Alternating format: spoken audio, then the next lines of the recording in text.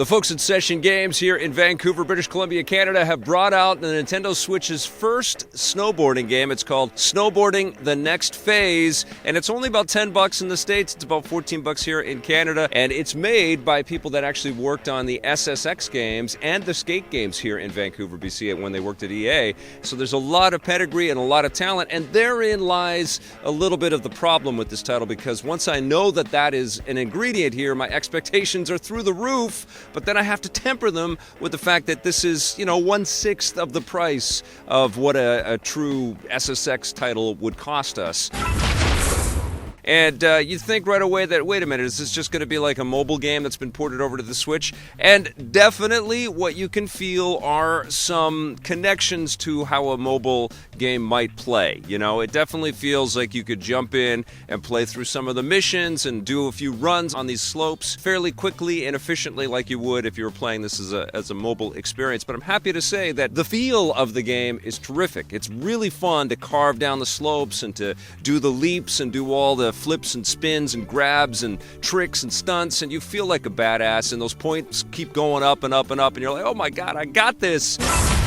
But the run is over before it really starts to get its hooks into you, and then you got to load the next slope or the next mountain or the next mission. And the way that they've done this is they've carved up each of the runs. There's a bunch in BC, there's some in Japan and in Russia, and the environments look pretty cool. It's not super textured or anything like that, but there's some nice lighting effects and some nice little details. The snow flurries look great.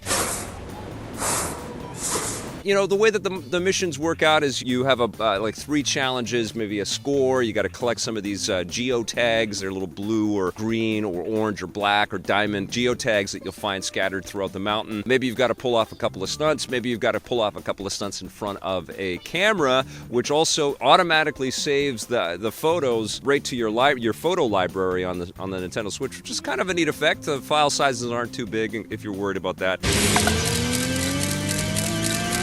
But you accomplish those 3 objectives in your sort of mission tree, and then you can go back on that slope later on as you sort of tick off the boxes of the other runs that you've got to do per mountain. And then you can go back, and so they start off at bronze tier, and then there's silver tier, and then there's gold tier. You get the idea. So it makes you revisit a lot of these runs over and over again, but of course you unlock new boards and new gear, and you can look a little bit more badass, and you get more comfortable doing the stunts and the tricks. So there is this nice progression system in there. The stunts and tricks all look great and they feel great, but the runs are short, and that's my biggest issue with this game, is that it feels like it's kind of hampered, it's kind of hemmed in. It's like it wants to cut loose. All the ingredients are there, the talent is there. I'd like to go for a 10-minute run down these slopes and just keep going and going and going and show off what I can do and do all kinds of, secret areas and shortcuts and, maybe bump into some of the other racers down there. And it isn't SSX, is what I'm telling you.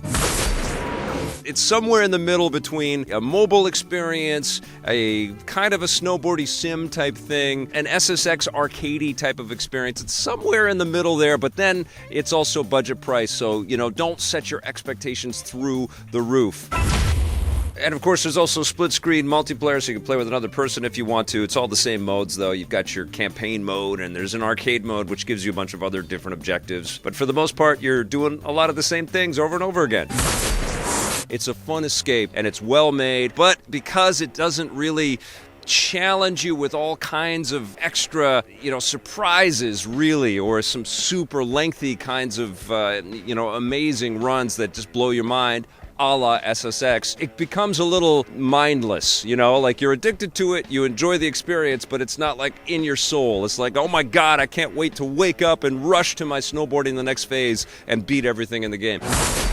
Red Bull's the publisher on this one, so you'll see a little bit of Red Bull stuff in there. Thankfully, not too much. That's one of the things that bugs me so much about the Red Bull brand, is how much, they're investing in cool things, but they just plaster their logo all over the damn place, and they don't need to. We all know about Red Bull. It's cool that you're making games and making TV shows and all kinds of stuff. Just don't litter your logo all over the damn place. Anyways, Red Bull didn't give these guys a mountain of money to, you see what I did there? To make a full-fledged SSX game, but it's still quite a bit of fun. I'm going to give Snowboarding the Next Phase a 7.5 out of 10.